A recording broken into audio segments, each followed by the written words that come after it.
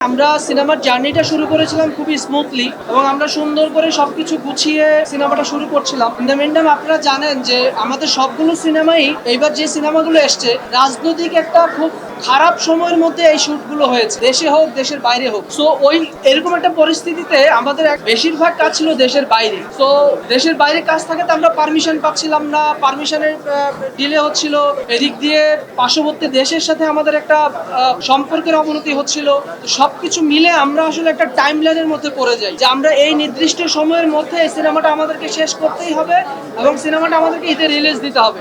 So এইটা আমাদের জন্য খুব কঠিন একটা জার্নি ছিল যে অন টাইমে জিনিসটাকে শেষ করা এবং এই টাইম থেকে বের হওয়ারও কোনো সুযোগ নেই। যদি একদিন সময় আমরা এদিক সেদিক হয় আমরা সিনেমাটা রিলিজ দিতে পারবো না, এরকম একটা সিচুয়েশনের মধ্যে থেকে আমরা পুরো সিনেমাটা করেছি এবং আমরা চেষ্টা করেছি এইটাকে কোনো অজুহাত হিসেবে দাঁড় না করিয়ে অন্যান্য সিনেমাগুলো যেভাবে এসছে একদম সম্পূর্ণভাবে সিনেমাটা দর্শকের সামনে নিয়ে আসতে চেয়েছি এবং আমরা এনেছি।